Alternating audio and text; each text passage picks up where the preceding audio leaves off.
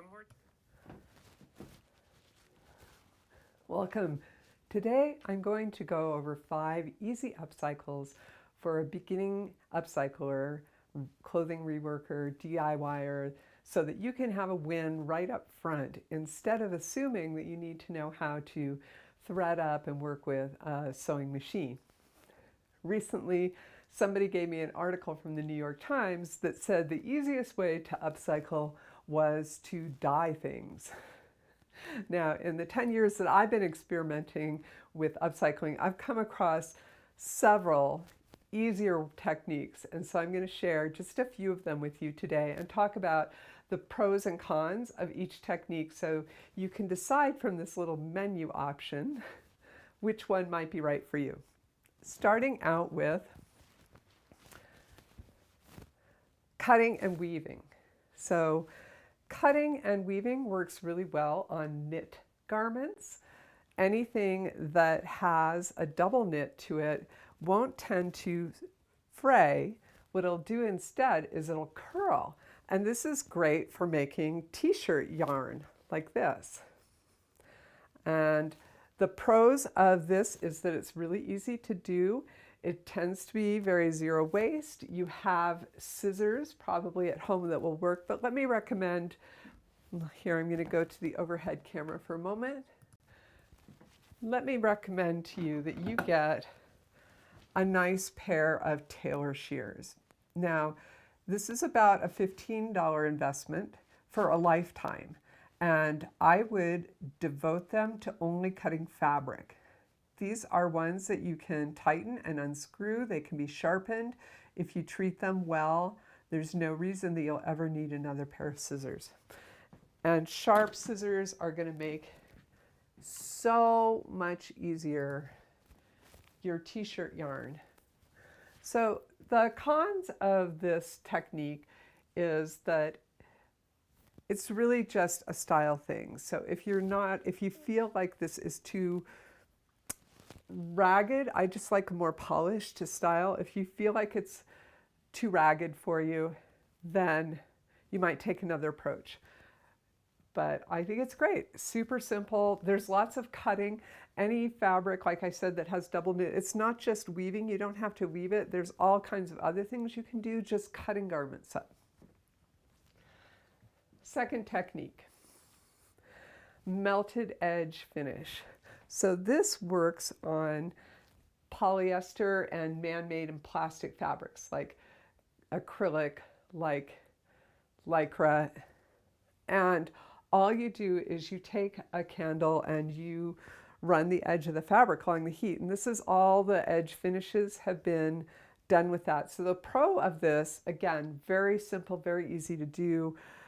It can give you a very delicate finish as opposed to a double fold hem or something like that. So for going around these little butterflies, this was much easier to get that lightweight feel. The con of this is that it does depend on a polyester fabric or a plastic-based fabric, petroleum-based. So I don't like to have those next to my skin. I get hot and sweaty. So I tend to make outer garments with it. The other con on this one is that it's not a very durable finish. So it's not something you'd want to throw in the wash afterwards. So it's best for outer garments. Next up, I'm grouping two together. I'm grouping paint and ink. So this is an example of fabric paint.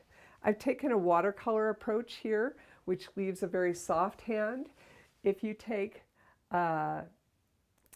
classic acrylic painting approach with thick paint, you'll get a very stiff fabric. So that's kind of the con of this, is it can get stiff. The other con is that the colors can fade over time. So my hot tip here is, it's hot, literally, to put it in the dryer on high heat for an hour, or heat set it with an iron or anything like that. So you want to heat set that. I've had trouble heat setting my denims because of the thickness of the seams. So I really want to try the dryer next time, and I want to point that out to you. Oh, one more thing on the topic of fabric paint.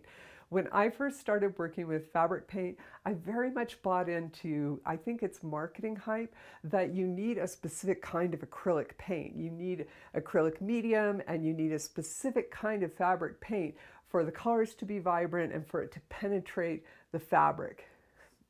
And then I noticed that pretty much every acrylic paint, where it says what surfaces it's appropriate for, it does say canvas, which is fabric, right? So I firmly don't believe you need any special medium or special paints to paint on acrylic, but you do want to heat set those puppies. And let me show you over here. I think it's also really worthwhile. When I first got into fabric paint, I got several different brands and I did little tests to see what each paint would look like at its thickest and its thinnest, and both on a light fabric and on a dark fabric. And some of these, here, let me switch to the close-up camera. Some of these faded so much that, whoops, close-up is this one. They faded so much that I can barely even tell what brand they were anymore because I wrote it in their fabric paint. And they just didn't have enough coverage to really cover the black. So the two that I found I liked most are the Craft Smart and the Jacquard.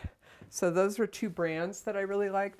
One thing to be cautious about is also the color of these paints. So if you're mixing primary colors and trying to get purple, for instance, and you have a very turquoisey blue and a very orangey red, you're not going to get a nice purple. So that's something to be aware of, and you might actually have to invest in more colors than you expect. Related to fabric paint, we have ink. So ink works with stamping, and you can also use a paintbrush and paint it on. The main difference between the fabric paint and the fabric ink is that the fabric ink tends to penetrate in a way, and it has a soft hand, so it doesn't stiffen up your fabric even when you get it on a little thicker, which you will not want to if you're using a stamp or a lino print. Let me show you the stamps and the lino prints over here. So I'm just going to show you here. First, I'm going to show you a close-up of just what this looks like on fabric. So there's, there is a little lino print that I made, the Medusa there. And switching over to my other camera, these are the tools that I made it with. So I took some lino, it's made from linoleum. And one great thing is, if you're an environmentalist, you can use both sides. And I took these inks, and the company that I'm familiar with is Speedball. And I roll the ink on here, and then I go over to my garment, or my fabric, that I'm going to work into my garment, and you just simply press it down evenly. Definitely worth practicing a little, but that's the technique. Next up, we have bleach painting. And bleach painting, I love this. I'm going to show it to you closer up because it's a little subtle for the long shot. But this pair of pants was scrunch dyed and, scrunch dyed, and then I took a stencil and I put it onto the garment, and I took a solution of 50% household bleach and 50% water, and I misted over it, and then I hit it with a hot iron. And you see not only the bleach paint, but the two different colors of dye from the scrunch dyeing that came out during that process. And I think that's just super fun. I will show you, however, some of the things that haven't worked out quite as well. In this case, I took my stencil and I painted the bleach on with a paintbrush because my denim wasn't responding. And I think that my bleach was aging, and it also needed to be mixed up more evenly.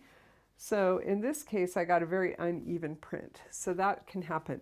And one more thing I want to say on the topic of bleach painting is just about the dye and the color of the garment underneath. Some dyes adhere really well, and other dyes come off really easily. Red dyes tend to adhere really well. So if you take a black garment and you bleach on it, you often get a yellow or a red color underneath because those red dyes stay in and the blues and the green, or the blues and the yellows, come off.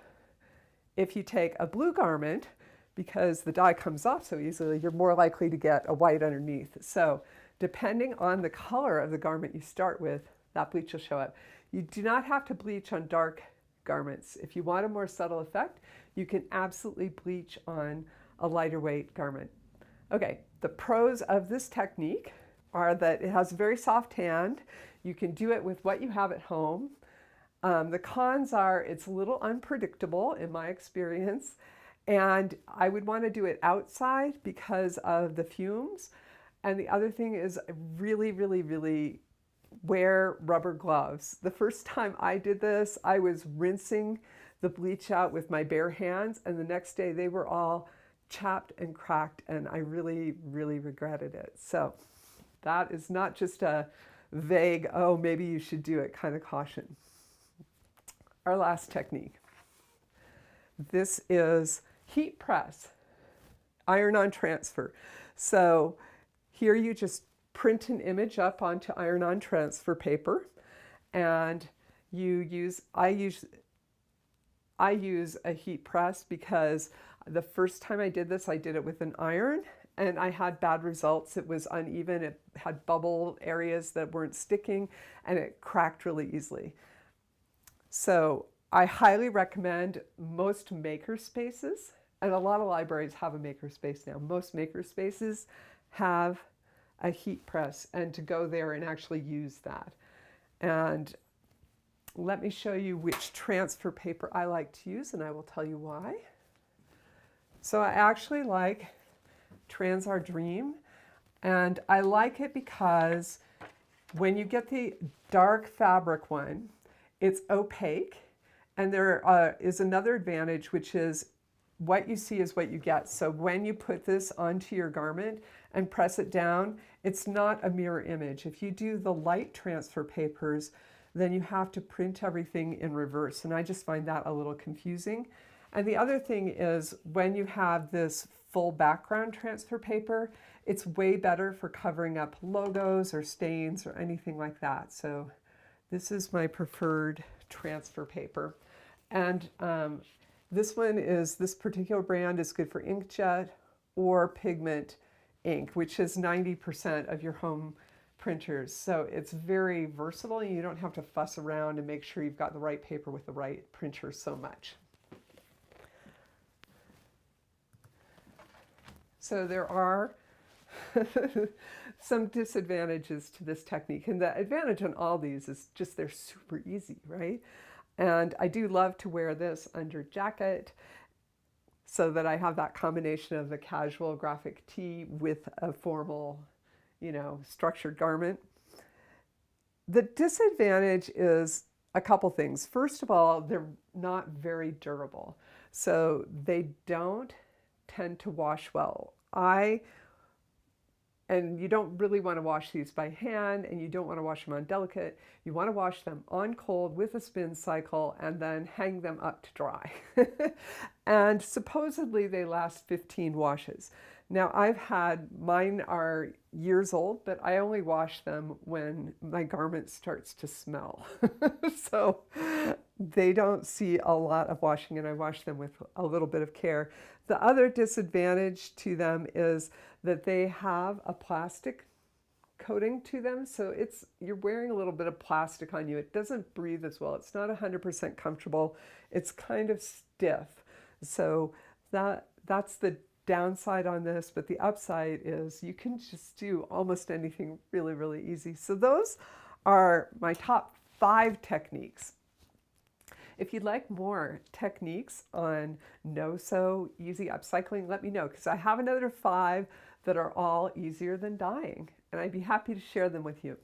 I'm putting links to videos on each of these topics so you have somewhere to go from here, and I'm putting them in the description down below. And a lot of the videos that are online and that I'm referring you to, they show you the ideal scenario where everything works out. If you want a video on any of these techniques that kind of goes into the problems and the challenges that I faced in my little workarounds, please let me know. I'll be happy to make it. I just want to make sure that there's a real need for it before I put time into it. All right, thanks for being here. Okay, I was just wrapping up there, but since I'm not wrapping up, hey, I'm back. All right, there were a couple questions that I felt I couldn't answer in the chat. One was about dyeing and why I don't like it, but I love dyeing. I think it's awesome. It's just that when I dye things, I have to get out tarps and cover surfaces. I have to round up. I always forgot I need salt or that I need vinegar, and I run to the store and I get that, and I have to weigh things out and then measure them, and it just feels like there's a level of complexity to it, and then it takes time in the dye bath, and then you get it done, and then you have to rinse it forever, and then you have to wash it. And I have, in my early days of dyeing, destroyed entire loads of laundry because I took something I had dyed and I hadn't rinsed it well enough. And to this day, some of my flesh-toned underwear is pink because it was the same load of laundry. So I just think that there are easier things. Like, I love that. I think it's worth learning, and if we're going to make mistakes in anything, I just think that it's more time consuming than most of the techniques that I've given you today. Most of these you can do in 5 minutes to an hour. So I'm just giving you early, easy wins. I'm not saying don't die, I'm saying these are even easier. So just consider that. The other question I got is, well, what if you do want to learn how to sew and upcycle? Do I have advice for that? Oh my gosh, that's a whole YouTube channel or a whole YouTube video, which I'll probably make. But I thought I would end by sharing some of my resource screens with you because I think it's great. There are lots of resources for free clothes, for free sewing lessons, for free access to sewing machines. So I'm going to leave you with those. If you want a copy, just that you can have in digital form so you can copy it over in some easier way than looking at the end of this video every time, just email fashionrebelsrock@gmail.com. I'm happy to just send it out to you in text form. Okay, thanks so much for being here with a learning curve on the whole live feed thing we're going to be doing. Most of the videos that I share this year will be live feed style like this, where I've recorded something semi-live and then I can chat with you while I play it back for you. But it's meant to be more of a communication. So thank you for participating. And here are our resources.